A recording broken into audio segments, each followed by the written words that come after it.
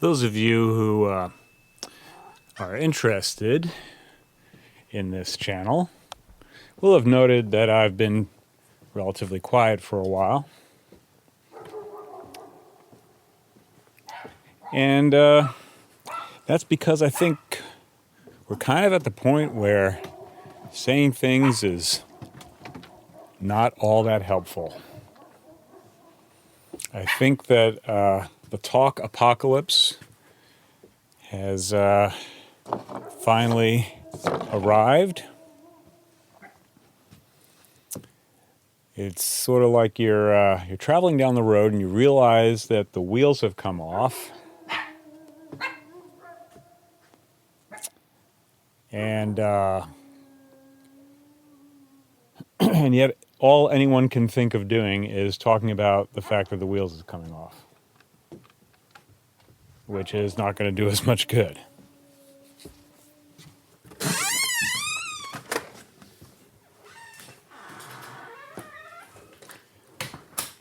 I've also come to this sense that everyone is going to have the satisfaction of being able to say, "I told you so." In other words, their idea of what the story is going to get confirmed to the fullest extent possible as the wheels are coming off. So not only is it like, oh yeah, the wheels are coming off, but I told you that they were going to come off, and I told you why they were going to come off, and they're going to be able to point to apparently, what do you call it? Unimpeachable evidence, something like that. And that's going to happen in all domains, and it's going to happen on all sides of all domains. So everyone's going to be able to justifiably point at each other and say, "I told you so. If only you had listened." As the vehicle is out of control and the wheel is no longer connected to the steering, that's where I think we are.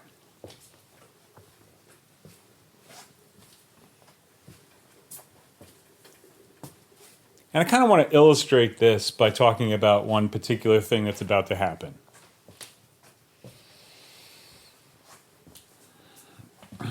I don't think we can underestimate the extent to which Epstein-related operations are responsible for the condition that we find ourselves in. Because fundamentally, Epstein-related operations are an extension, or rather a manifestation, of the multipolar trap, or as I prefer to call it, runaway rule breaking. I personally believe that pretty much everything that's been happening in the world for a very, very long time can be explained on the basis of the multipolar trap, which is to say that you have a bunch of people who are at the table playing a game. Each of those players is abiding by a set of rules. The one who breaks the rules first has first mover advantage. So not only do they threaten to take over the game by doing so, but they force all the other player to break rules as well. And this becomes essentially escalatory rule breaking. Maybe that's better than runaway. Escalatory, I don't know, whatever. It's just words. Multipolar trap, the thing of it is that what's nice about that term is that it expresses the fact that each player is deepening the trap, and it really is a trap. It's like you can't get out of this thing once it starts. The only way out is if there's some discipline, if there is some referee, if there is a policing force, some kind of judicial oversight that actually punishes transgressions of the rules. In the absence of that, the multipolar trap is a guarantee. It will take over everything. And I don't know who could reasonably look at this world and not say, oh yeah, that's exactly what's been going on. In every domain. And so we are at a late stage of the multipolar trap. And tomorrow, one of the one of the most effective operations in the deepening of the multipolar trap, the Jeffrey Epstein operation, whatever the hell that was. Supposedly, we're actually going to get all the documents. Now, here's what I want everyone to think about. Like, on the most basic moral level, on a principled level, I am 100% in favor of full disclosure on these issues. And I think everyone who is involved should go to jail for a significant amount of time. They should get the full force of the law and the real law, not whatever kind of maimed version of the law is currently practiced, but the actual punishment for the actual crime, which we almost never see when it comes to people in elite positions. However, you have to think about what the actual situation is. And if the multipolar trap is so deep that anyone who gets in the way of the most powerful player can essentially be killed, there's a lot of evidence to suggest that that's exactly how it works. If you really go against the top players in the game, you will get killed.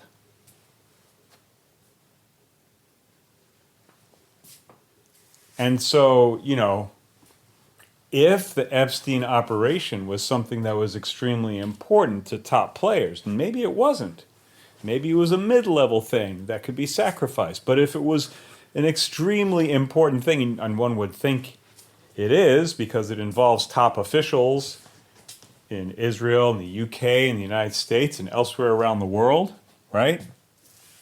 One would think that's pretty damn high level.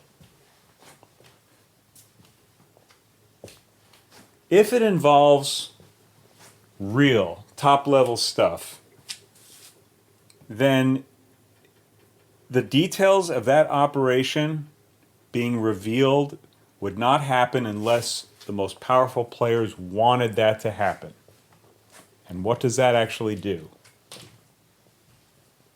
I've been saying for a while that whenever the Epstein story appeared in the news, what it was a message to everyone who had been compromised by that operation or other operations like it, that they had better do exactly what they're told. When it shows up in the media, it's a warning signal to all the people who were compromised. You could get into serious trouble. You had better do precisely what you're told. From the point of view of the public, it's like, oh my God, what are these people doing? That's what and the message is like, well, we've got some journalists who are on the case. We've got a couple of people in Congress who are really going to do something about it, finally. And we need to see justice for the victims of these crimes. But from the point of view of the criminals at the top of the multipolar trap, this is putting the screws on their agents, on their compromised agents, so that they will be completely disciplined in whatever it is that they are going to be required to do, which will be increasingly something they don't want to do. And so consider someone like Trump.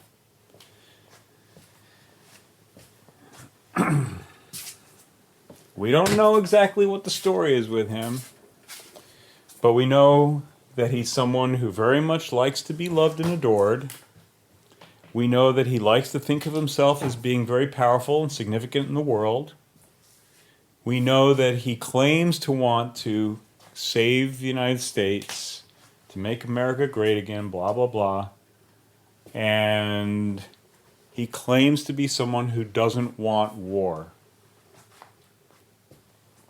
obviously the rest of the world, well, let's say not necessarily the rest of the world, but there are a number of significant players at the top level who really want war. And Trump has been trying to kind of, appease them, but not go full throttle into a war. Because he knows that we're talking about a world war. And he knows there's a good chance it's going to go nuclear.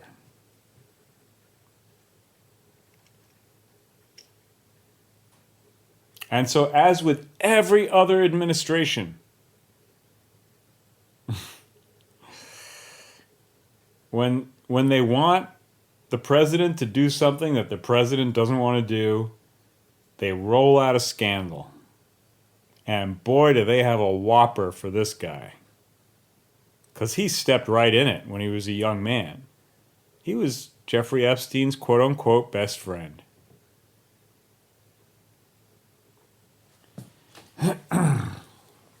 And so the tragedy of the present moment is that people who I think are genuinely good, like I do believe that Thomas Massie is a genuinely good man.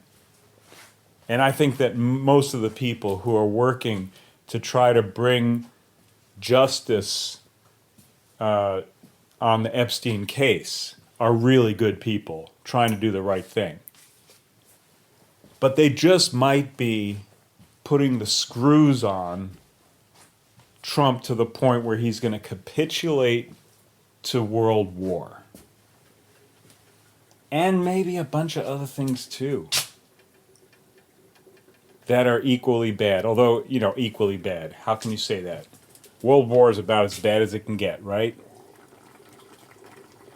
Well, there are a lot of things that happen that go along with war. And I'm not going to spell all that stuff out. It's all speculation, right? Everything I'm saying is speculation. But, one of the things I'm considering doing, which is probably just about as absurd as continuing to do this, is to take it private.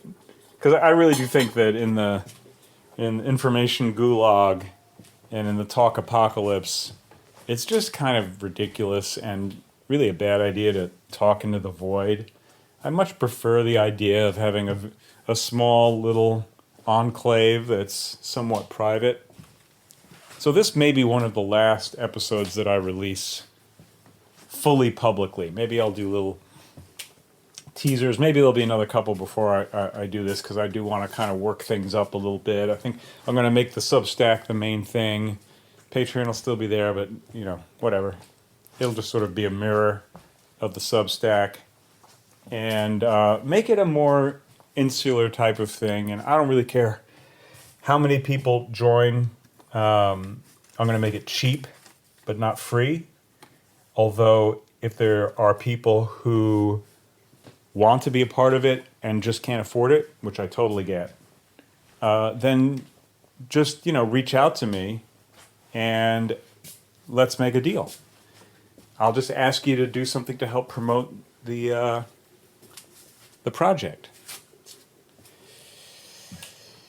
And, the project is a little bit nebulous.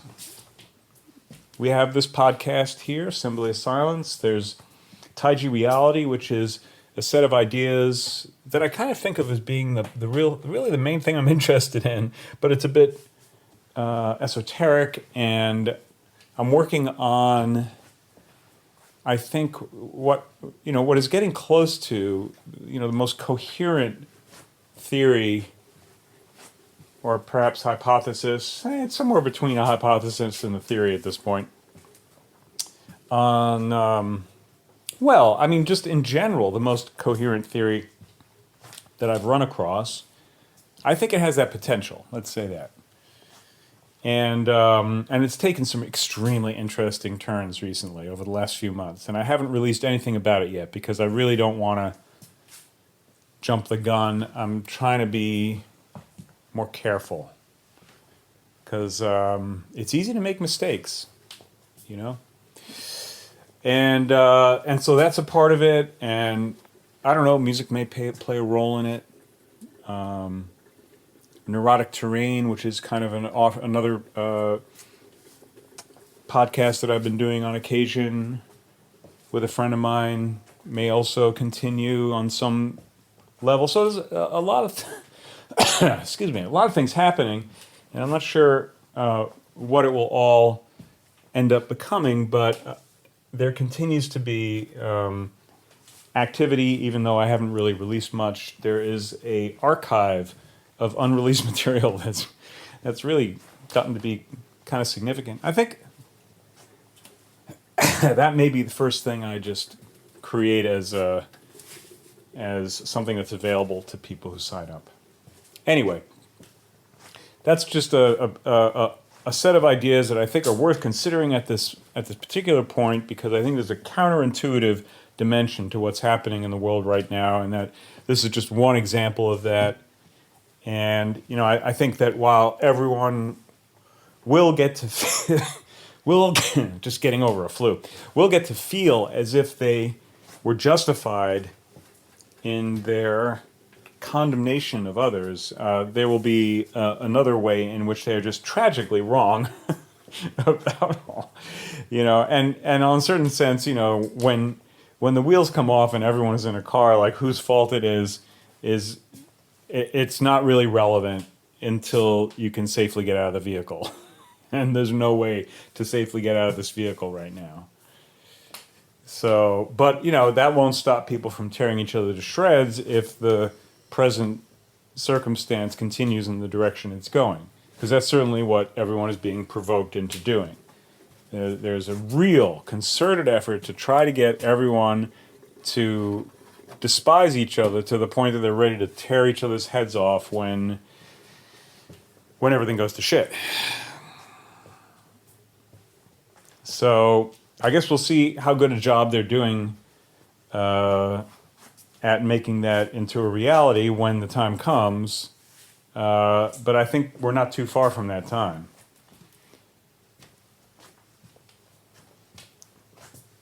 Sad to say.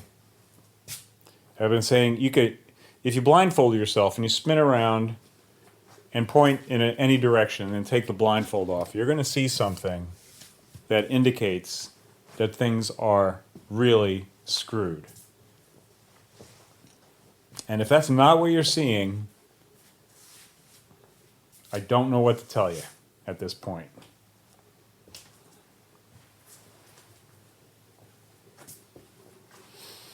So I think that's pretty much all there is to say about this at this point.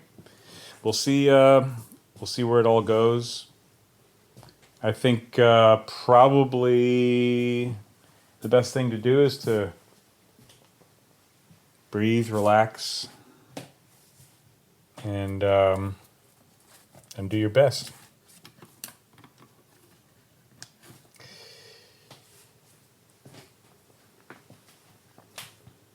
What else can you do?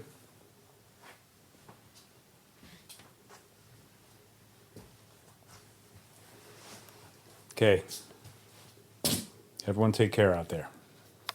Adios.